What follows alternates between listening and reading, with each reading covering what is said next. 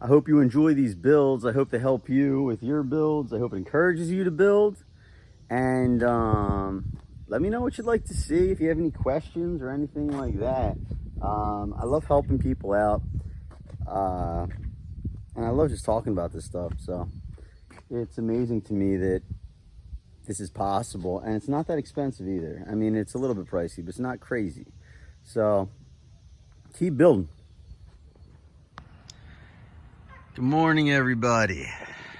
Wanted to go over the EV fleet so far. We got the infamous Caferacer, which I've been having a blast with. This one's got the hub drive motor. Still have a couple little things I'm gonna do to it. This is the original, the OG EV Ninja. Used to be a 2002, converted it to a 2012. Welded on the rear tail section, welded on the front end, and then just put all the pieces and put it all together. Just to go over the specs. This has 105 amp hours, running 67 volts to the rear hub. I have put 800 amps through it through the ASI controller. The batteries are LG Chem. Volvo batteries. It's got a Gigster front end. Depending on how I have it, I can get like 80 miles on it. This one is the Ninja with the V3 8 kilowatt hub. This one I'll push 32,000 watts through. I'll have it at 840 amps, and I'll drive around like that, no problems. That hub on the Caferacer is a little bit smaller. This one flies. This is my new pride and joy. I made some changes to it. Well, not really changes.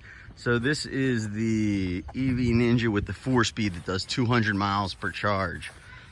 Switching up the mesh and adding some cooling fins. I'm just testing out some different brands, see what works best.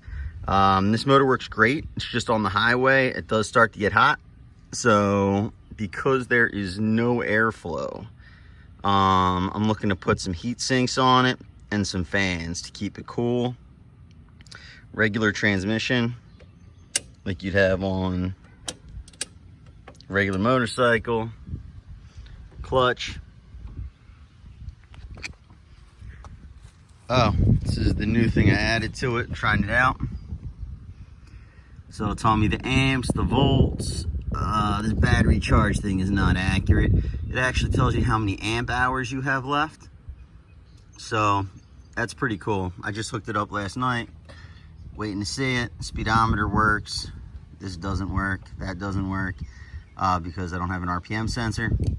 Also for this, I'm going to attach the battery, a temperature gauge for the, not the batteries, the actual motor. I'm going to put a little temperature sensor on there. See how hot it gets so I can manage that. I don't want to have the fan running all around all the time. This is the latest project. This is going to be next. Waiting for the motor to come. I'm going to put a 4-speed transmission on this one too. I think I'm going to run it at 96 volts. 96 or 120. I'm not sure yet. Should be faster. But really, that's not why I'm doing it. I'm making this one just because I want the 4-speed on here. I'm going to build a battery pack like I did on the other one. Not sure what I'm using yet. Might use those LG Chem cells. And I think this will be an awesome bobber once it's all complete. The speedometer should work on it because it is hooked up to the wheel mechanically. I'm going to change the oil. I don't know what I'm going to change that to yet. But I'm going to keep the high beam, the neutral, left, right turn signal. I'm going to wire that all in.